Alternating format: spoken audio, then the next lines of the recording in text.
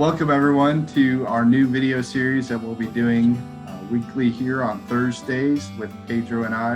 We're calling it Reasoning Through the Faith with Pedro and Sean. And each week we want to cover a different topic or area of the faith where people may not have as much confidence as they would like, and give you some tools and equip you with some different reasoning tools that you can use to talk through someone who may not share the same faith as you or may not be as confident in the faith as we would hope to be. And today, Pedro and I thought we would talk through a little bit about the reason that faith arguments are necessary and one of the most commonly used and most useful arguments there are. You, Pedro, how are you today? Good. How are you? I'm good.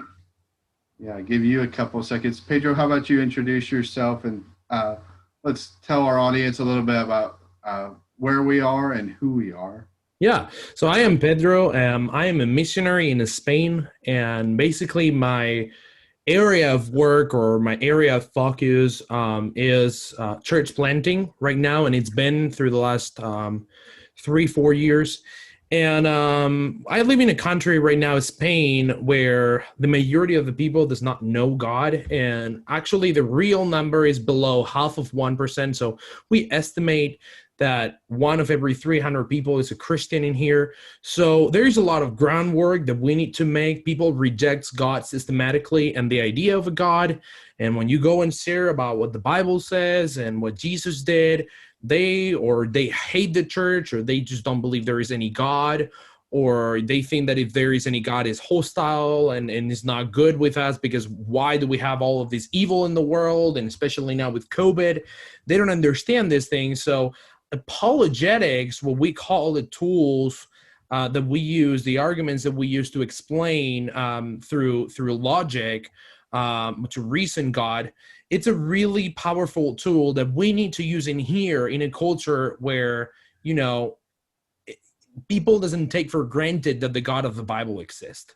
People doesn't take for granted that is the word of God. So it is important for us to be able to, convince and reason with these people. Why do we believe in what we believe, and why do they really need the gospel?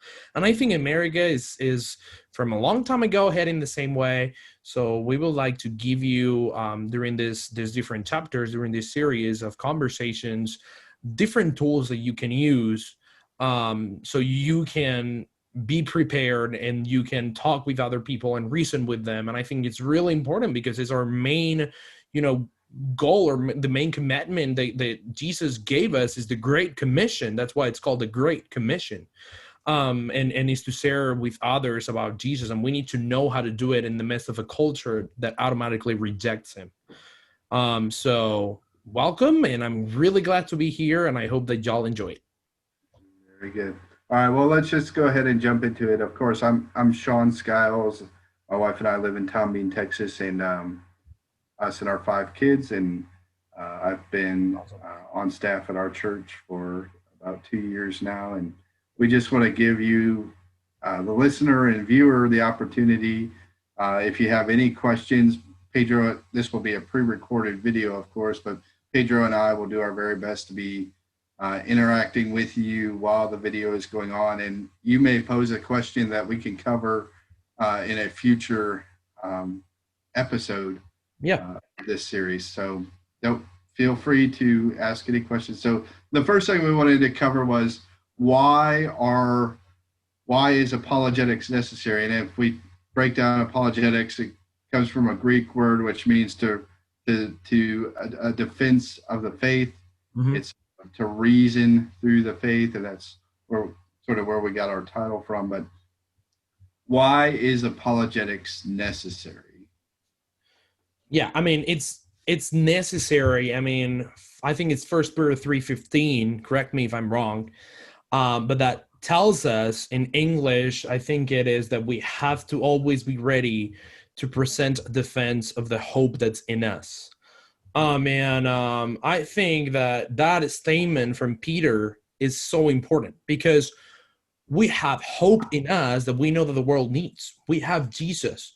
You know, we are part of God's family and we have been redeemed. And people out there is desperately needing that. And a lot of Christians, and I realized of this some time ago, do not even have an idea of how to start a conversation with other people, how to answer the questions.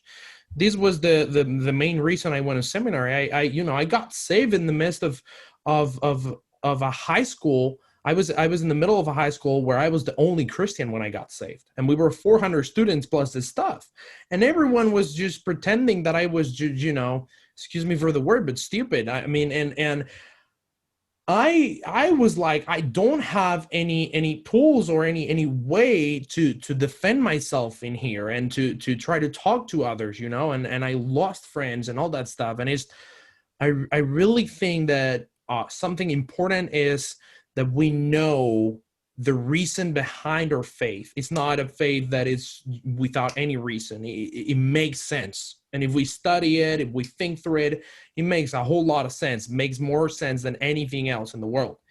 Any other, worldview that you can have. It can be atheism or whatever. So I think it is important. And it was for me, not just to share with others, which is really important, but also to be more confident with yourself and the faith that you have. And those moments in life where you go like, I don't know why this is happening, and knowing that, for certain there is a God and there is a plan behind this and all that stuff, it can certainly help your spiritual life a lot too. So Definitely. The great commandment calls, it says, love the Lord your God with all your heart, soul, mind, and strength, and love your neighbor as yourself. And a lot of throughout the history of Christianity, especially from the pretty much 19th and 20th centuries, there's been a divorce of the mind from faith. And so it's that faith is more of an emotional, spiritual thing, but intellectually, you have to believe in things like evolution and really not submit your mind to God, but more just your emotions. You got to keep those things separate, because to be a Christian in the 21st century can be, or is really labeled as, more of a unintellectual idea. So That being said, one of the biggest obstacles for a lot of people is the idea that how can we know that God exists, and how really can we be sure and confident that there's this God of the universe, and how can we know that he's out there, and how can we know who he is and what he is like? So one of the most common things that we can use for that is something called the cosmological argument. Yeah. And how about you kind of break that down for us?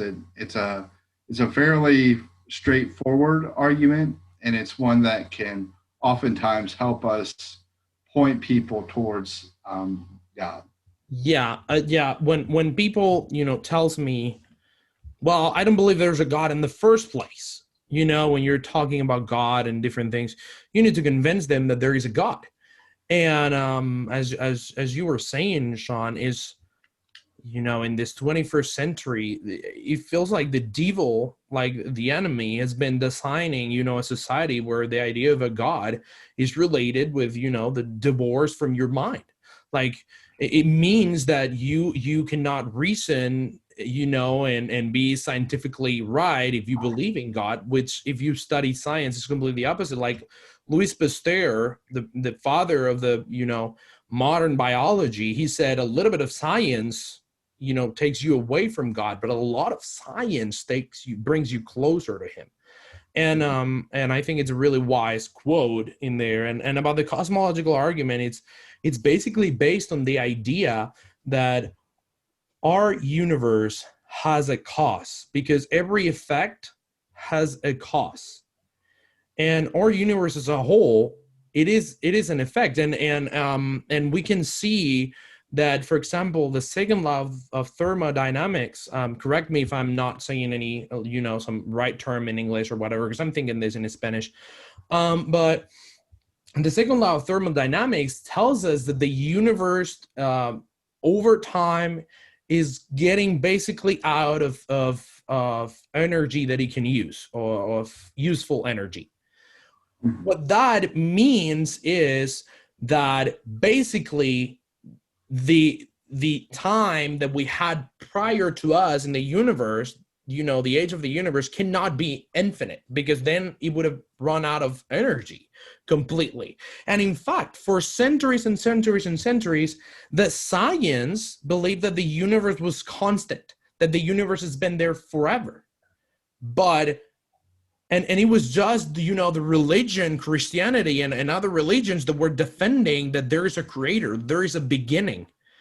But recently, since we discovered this, that the universe is running out of energy that it can use, and also the universe is expanding, now the science has come with, okay, there must be a beginning, and because there must be a beginning, they came up with the idea of the Big Bang. But we know that if there is a beginning, that means for the universe that at some point there was nothing.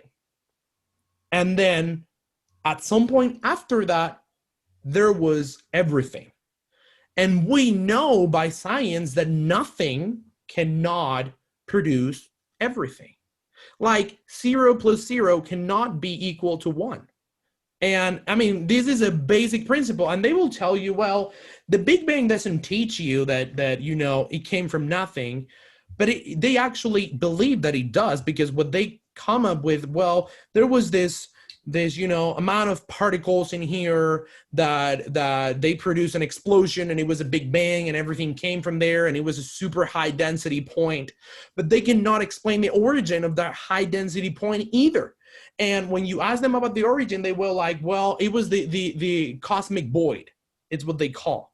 And when you go and research what cosmic void is, it is basically a whole different universe that they have generated, that they have invented in order to try to explain how the nothing produced everything. And that is just not possible. And they will tell you, well, it was nothing. It was just this different set of laws in the physics that somehow, these particles that were not particles produced, but they are just delaying the question. Where did those particles come? Where did those laws come from? If there was nothing, there was nothing. And that is the big question. If the universe is the cause of something, if the universe has a beginning, then we need something that caused it. And if we need something that caused it, we need something that's out of the universe. That's not limited to space. That's not limited to time, because time started at the beginning of the universe. In the beginning, God created, says the Bible. Time started right there. Time is another dimension. Is one of the things that they discovered not long ago with Einstein and all that stuff. Time is another dimension. So that time started with the beginning of the universe. There was no time before. And because there was no time before, we need an entity that's not attached to time, that's not limited by space, and that it's outside of the universe, outside of the box, that can produce that. And that entity it's what we call God. That is God. It's unlimited. It's not limited to anything. So that's basically the idea behind the cosmological argument. Yeah. So the idea that something just doesn't pop out of anywhere. Like right. A tiger doesn't randomly pop into existence out of nothing. A baby doesn't get here through just, it's not even just by a stork. It doesn't just pop into existence, right? That everything comes from something. Mm-hmm. That ultimately the universe came from an uncaused cause, which we refer to from our understanding of the Bible and history, that is God, who is an infinite, all-powerful being, who then used that power and wisdom and knowledge to then create the world. Right.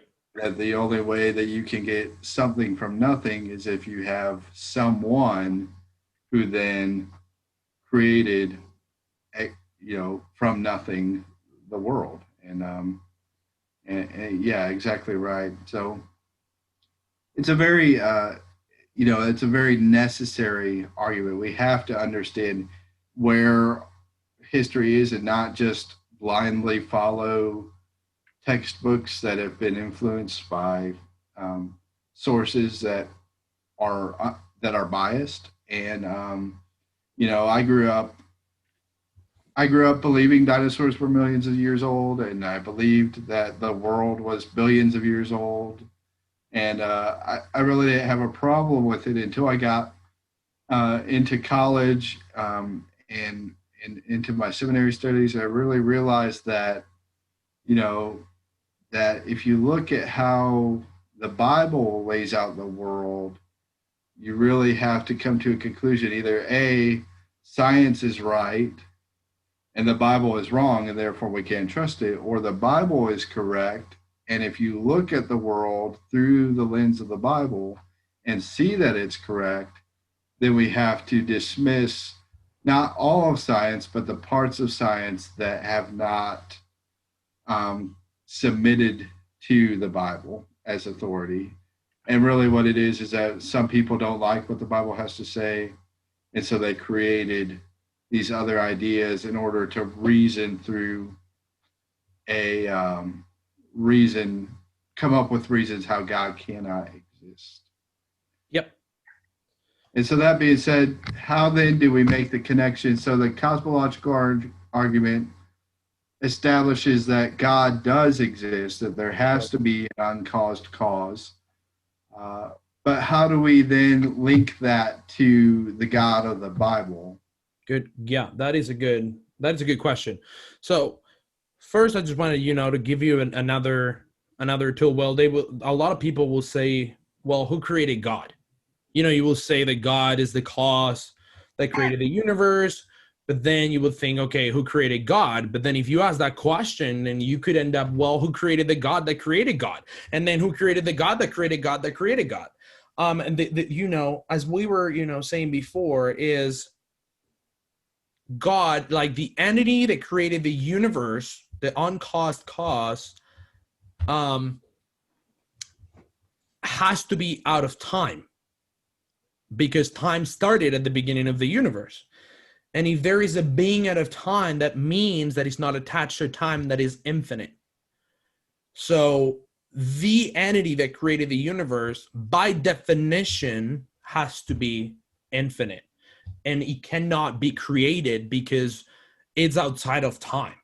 It's always been there. It's always going to be there. And we cannot understand that. We can maybe, make theories about that, or think how it is, but we cannot really understand how it is to be out of time, because we're attached to time. We're part of the creation, but the creator is infinite, is out of time because he created time. Time is not a constant that was before him.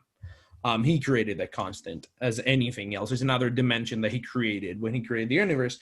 And about, how do we link that God that we know that existed is necessary? His presence is necessary for the universe to exist. And since it exists, he is real. But how do we know that that God is the God of the Bible? Well, there is actually a lot of arguments that you can use to do this, but my favorite one is Jesus. And it is Jesus because he came to earth and he said implicitly and pretty directly that he was God. And okay, he can just be a crazy guy that's saying that he's God. We have proof that he said that, but I can say that I'm God, right? But what then about the resurrection? Because I can say that I'm God, I can be an illusionist, and I can make myself look like I did a lot of miracles. Okay. And there's people that says that he was just a magician or something, like Dynamo, or I don't know, these famous magicians. But the issue of the resurrection, that even atheists, scholars will recognize that the evidence, the historical evidence for the resurrection, is so overwhelming that it cannot be denied looking at the historical and evidence, that presents an issue and gives us a huge argument for the deity of Jesus. And the thing is that we have a man that says that I'm God, that does miracles. A lot of people follows him, that says, if you take down this temple, talking about his body, I will build it up in 3 days. You have these prophecies also from the Old Testament and all that stuff from 700-800 years before, from Isaiah, and then and all through the Bible you have prophecies about him that are fulfilled in this person, and then this person goes to the cross because he wanted to. He didn't have to go. And then 3 days later, he resurrects. And how do we know that he resurrected? Well, we do know because, remember Peter? Peter denied him just at a little thread of being accused of being a Christian or being his follower. All of the disciples, when Jesus went to the cross, ran away and hide, because if they were identified by the Jews and by the Romans with this guy, they could be killed too in the cross. And they run like cowards, like dogs. I mean, it was bad. They were cowards. And suddenly, 3 days later, they start to see something. And these 12 guys, convert from being absolutely cowards to be lions, that all of them, except for John, that we have a 90 years old writing to us and all that stuff, but except for John, all of them were willing to die and suffer tremendous tortures because they couldn't deny what they said. These same guys that, run at the first attempt, at the first time when Jesus was killed. And we don't just have his testimony, but he appeared to over 500 people. And Paul in 1 Corinthians 15, tells us, and he was telling the Corinthians, hey, if you don't believe in the resurrection of Jesus, go and ask these people. Because he appeared at one time to 500 people. And a lot of people says, well, this is an hallucination or something like that. But hey, hallucinations do not happen collectively. They happen to one guy or to two guys, but they don't happen to 500 people. And Paul is just saying, if you don't believe, go ask them. They'll tell you, 500 people. That's a whole lot. And we see how these people, again, as the disciples, as the apostles, became lions. And we have stories of people that saw Jesus resurrected, that was tortured in horrendous ways. And if you want to find out, I can give you, and you can put it in the comments, and I can give you different biographies of these martyrs. Is that how you say it in English, right? Martyrs. Yeah. Martyrs. Yeah. So the evidence of Jesus resurrecting, and why do I say all of this? Because if Jesus says that I'm God, and he recognized the Bible as his word, and he recognized that the Old Testament is his word, and he also gives authority to the apostles to write the New Testament, then he's giving approval and authority to the whole Bible, Old and New Testament. And when he does that, he resurrects, and we can prove that, then he was really God. And the Bible is truly the word of God, and that uncaused cause that we were talking about, that entity is Yahweh, the God of the Bible. That's my favorite argument, and that's how I link it normally when I'm talking to people. Right. Yeah, and the fact of, if you compare the scriptures to any other holy scriptures from other religions, you have to acknowledge that really the Christian Bible, the Old and New Testament together, are the only holy writings that have order to them, that don't skip around, and they're not chaotic. Mm-hmm. And if you look at the universe, that it's a universe of order, the things follow in order. Yeah. Ultimately, the God of the Bible is a God of an order, and you can make the connection that that they're the same being, that they Right. are the God of order, and the Bible is the same God of order that um, the cosmological argument Yeah. presents. Mm-hmm. Very good. Well, that's enough to make probably multiple people's heads hurt for a little bit. Yeah, absolutely. And so we don't want to take up each week when we do this. We don't want to uh, burden people with a long, drawn out Right. episode. But we do want to give people ample time Mm-hmm. uh, to cover different topics. And so, if you joined us this week, we definitely appreciate it. Feel free to comment and like and share. Leave comments and questions in the comment section, and we'll be happy to either address those in the comment section, or if it's a bigger topic that cannot be covered with a Facebook comment, we will be happy to address it in later uh, um, videos in this series. And Yeah, so, I was thinking about that we could do a questions like every 2 or 3 episodes, or whenever we feel like we have enough questions. We could do a questions and answers, episode or something where people ask the questions and then we do answer them in a specific video. We answer 3 or 4 of them or something. I think that could be right, right, right. Yeah. So things like our favorite color, we'll be happy to answer in the comments. But things like, how can a loving God allow suffering in His creation? That would take a little bit more to unpack. Yeah. So, Yeah. And we're happy that you joined us. Thank you, Pedro, for Thank you, Sean. Yeah. joining from across the ocean. And we'll Pleasure. it's pretty neat how God has allowed technology to advance to such a point that we can do things like this. Right. We will catch everyone next week. Once again, from Sean and Pedro, thank you all for joining us this week. Yep. Thank you everyone that's looking online and listening to this. And I want to say, special hi to all of our supporters, and also the people at Tom Bean that we really love, and we're looking forward to see you soon, guys. So have a great week, and we'll see you soon. I hope that we can see you for the next episode.